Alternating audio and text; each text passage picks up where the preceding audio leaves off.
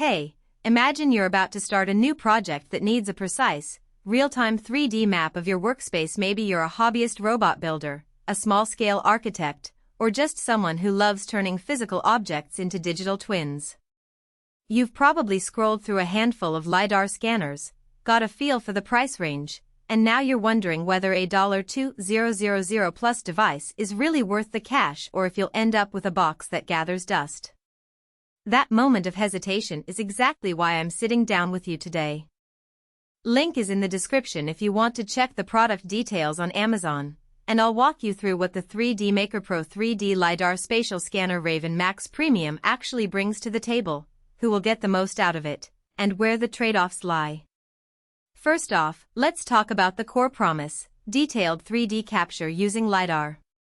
For anyone who's tried photogrammetry with a phone camera, you know the frustration of stitching dozens of images together, dealing with lighting inconsistencies, and still ending up with holes in the model. The Raven Max tackles that by emitting laser pulses and measuring the time they bounce back, so it builds a point cloud regardless of ambient light. In a real-world setting, that means you can scan a cluttered workshop at noon or a dimly lit attic at night, and the scanner will still give you a reliable mesh. If you've ever tried to digitize a mechanical assembly and spent hours cleaning up noisy data, this direct approach can shave a lot of time off your workflow. Now, the spatial part of the name isn't just marketing jargon. The Raven Max is built with a rotating LiDAR head that captures a full 360-degree sweep in roughly 2 seconds. What that looks like in practice is you place the device on a tripod or a sturdy shelf, hit start, and walk away while it does the heavy lifting. I tested this in a small studio where I needed to capture a tabletop scene with a few prototype parts scattered across a board. The scanner completed the sweep without any manual repositioning, and the resulting model showed every edge and surface within a millimeter of the original parts. That speed and hands-free operation is a huge practical win for anyone who needs quick turnarounds. Think rapid prototyping, on-site inspections, or even AR content creation for interior design. Who should consider buying the Raven Max? If you're already comfortable with 3D data pipelines, meaning you have software like MeshLab, Blender, or a dedicated point cloud viewer, you'll appreciate the fidelity the scanner delivers. Small businesses that need to archive physical assets, engineers building a digital twin of a machine, and makers who regularly iterate on hardware will find real value because the time saved on data acquisition translates directly into more design cycles. Also, if you're a hobbyist who's hit a wall with conventional depth cameras and wants to step up to industrial-grade accuracy without building a custom rig, this is a sensible bridge between DIY kits and full-scale industrial scanners. On the flip side, if you're just looking for a casual way to snap 3D photos of household items for fun, the Raven Max might be overkill. The device expects you to handle a decent amount of setup, calibrating the scanner, attaching it to a stable mount, and feeding the point cloud into software that can handle large data sets.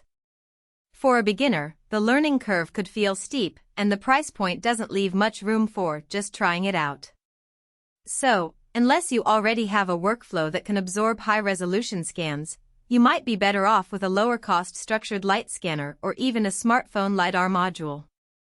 Let's dive into the practical strengths that matter after the purchase.